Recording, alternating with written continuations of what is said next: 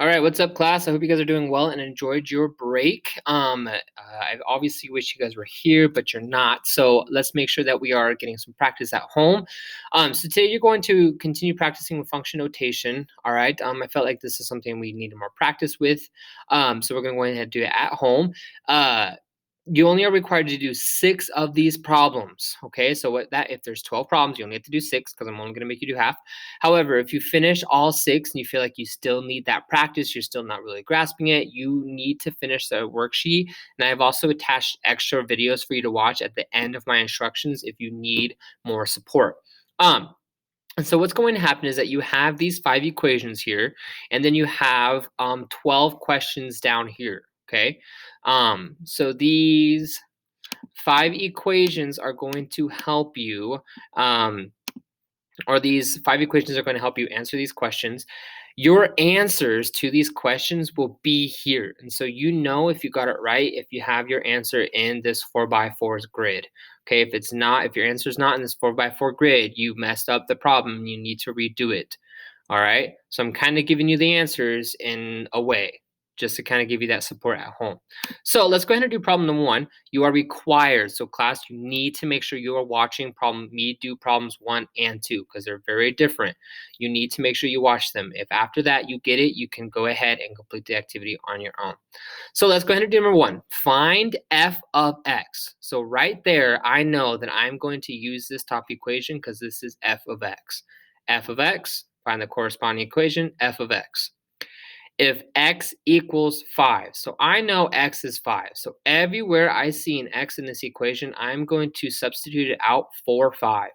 So what we have right now is we have f of 5 equals negative, and in my parentheses, whenever I plug in something for x or a variable class, I always want to put it in parentheses, minus 10. So this is where I'm at. Remember, class, click on this, f of 5 equals y. My answer to f of 5 will be my y. F of x is my y.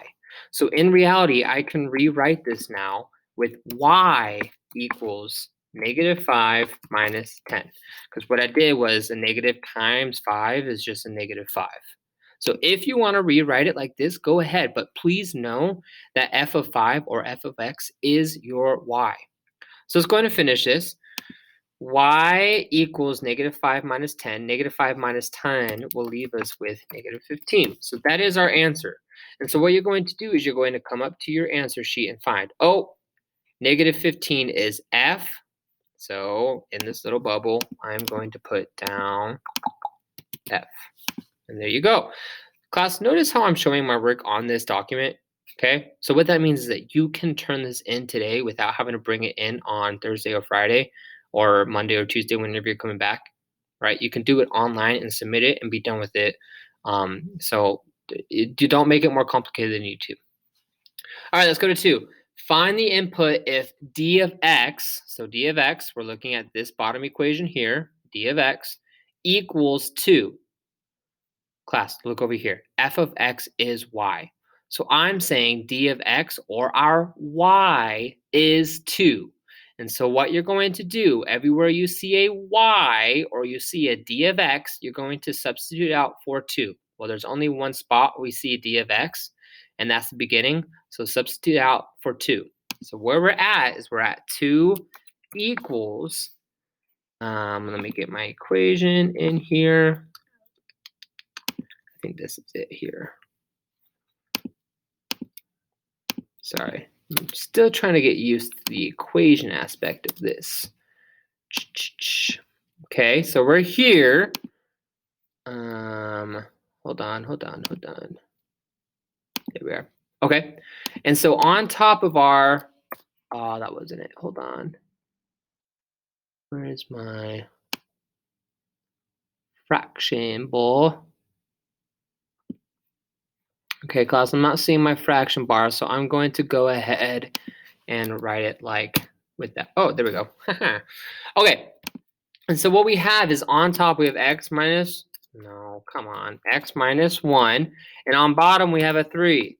So this is our equation right now. We're going from here. We're solving for x because we already know what y is. And so let's go ahead and do our process of eliminate our process that we know of solving linear or equations.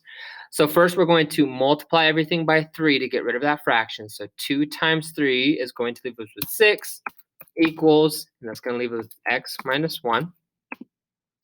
And then from here, we're going to add 1 on both sides. So x equals 7. And that's your answer. So we can come up here, find it. Yep, we have a 7. So we know our answer is I. Voila. See, class? So the biggest thing I want you to take away from this, f of x is your y. X is x, f of x is your y. Okay, so d of x is 7. So in reality, we can write this like this if we wanted to, equals 2. Okay, so in reality, we have d is 7, or x is 7. So we could write this with our coordinates 7 and 2 and be done with it there. Okay. If you feel like you got it from here, you can go ahead and stop and complete the rest of the activities.